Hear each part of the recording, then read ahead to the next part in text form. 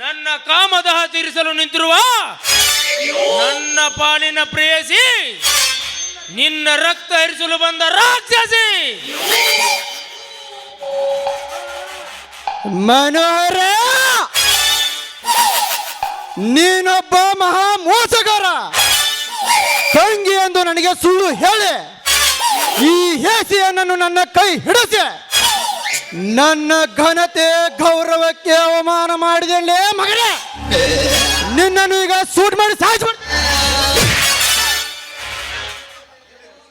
ಎಲ್ಲೋ police ಅಧಿಕಾರಿಯಾದ ಮಾತ್ರಕ್ಕೆ ಯಾರನ್ನು ಬೇಕಾದರೂ ಶೂಟ್ ಮಾಡಬಹುದು ಅಂತ ತಿಳಿದುಕೊಂಡಿದ್ಯಾ? ನಾನು ಇವನನ್ನು ಪ್ರೀತಿ ಮಾಡಿದ್ದು ತಪ್ಪಲ್ಲ. ಹಿಂದೆ ಮುಂದೆ ಯೋಚನೆ ಮಾಡದೆ ನನ್ನನ್ನು ಮದುವೆ ಆಗಿದೆಯಲ್ಲ, ಅದು ನಿನ್ನ ತಪ್ಪು.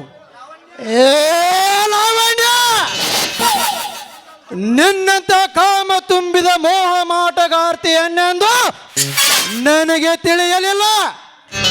ನಿನ್ನ ಮಾತನ್ನು ನಂಬಿ ದೇವರಂತ ನನ್ನ ಆತ್ಮನನ್ನು ಹೊರಹಾಕಿದೆ. ಬೀರನಿಗೆ ಕೊಡಬಾರ್ದ ಶಿಕ್ಷೆ ಕೊಟ್ಟೆ. ನಿರ್ಲಜ್ಜೆಯನ್ನೇ, ನಿನ್ನನ್ನು ಈಗ ಸಾಯಿಸೇ ಬಿಡ್ತೀನಿ. ಶಶಿಧರ, ಯಾಕೆ ಚೀರಾಡಿ ಗಂಟಲು ಹರಿದುಕೊಳ್ಳುತ್ತಿರುವೆ? ಡ್ರೆಸ್ ಮೇಲೆ ಡ್ಯೂಟಿಯಲ್ಲಿದ್ದಾಗ ಎತ್ತಬೇಕಾದ ಪಿಸ್ತೂಲ್ ಈಗ ಸಾದಾ ಸೀದಾ ಉಡುಪಿನಲ್ಲಿ ಮನೆಯಲ್ಲಿದ್ದಾಗ ಎತ್ತಿದರೆ ಎತ್ತಿದ ಈ ನಿನ್ನ ಕೈ ನೌಕರಿಯಿಂದ ಹೊರಗಡೆ ಹೋಗಿ ಬಿಡುತ್ತದೆ.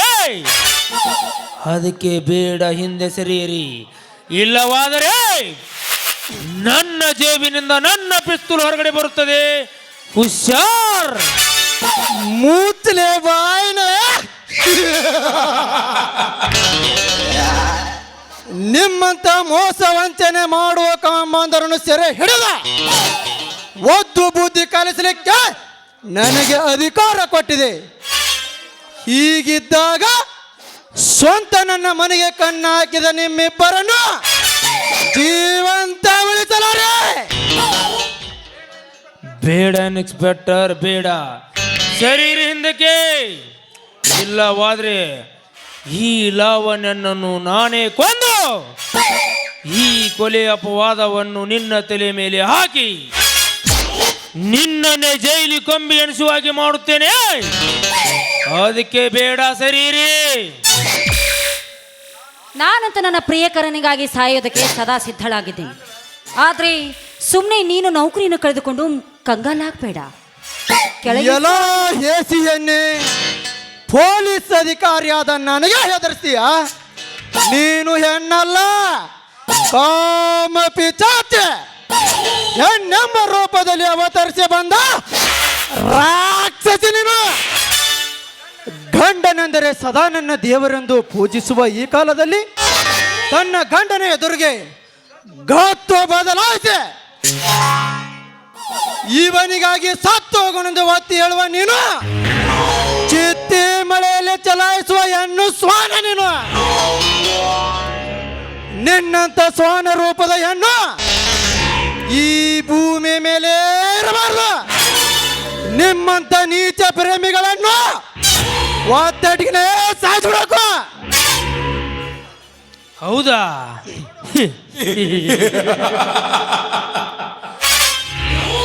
ಯಾಕೋ ಶಶಿಧರ ನನ್ನ ಮಾತೇ ಕೇಳಲ್ಲ ಅಂತೀಯ? ಮೊದಲೇ ನಾನು mental. I am to Yamaloka. Happy happy journey.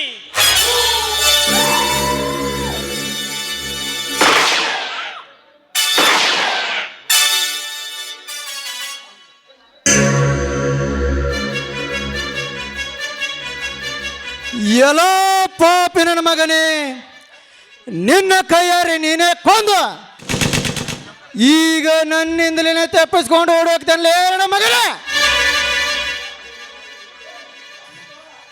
ಎಲ್ಲಿ ಹೋದರೂ ನಿನ್ನನ್ನು ಹಿಡಿದು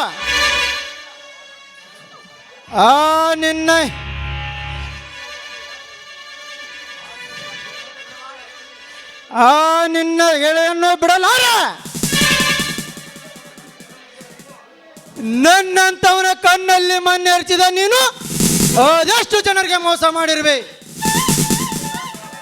ನನ್ನಂತವರ ಸಂಘ ಮಾಡಿ ನನ್ನ ಕುರುಗಾರ ಬೀರನ ಕುರು ಉಳಿಬೇಕಾದರೆ ನನ್ನ ಧರ್ಮದ ನುಡಿ ಉಳಿಯಬೇಕಾದರೆ, ಆ ಹಿರಿಯನ್ನ ಧರ್ಮರಾಜನ ಧರ್ಮದ ನುಡಿ ನಡೆಯಬೇಕಾದರೆ, ಆ ಅಧರ್ಮವಂತ ನುಡಿ ಎಂದು ಬೆಂಕಿ ಕಿಡಿಯಾಗಿ ನಿನ್ನನ್ನು ಸುಟ್ಟು ಹಾಕಿ ತಿರುತ್ತದೆ. ಬಂದೆ ತಡಿಲೆ ಅಧಮ.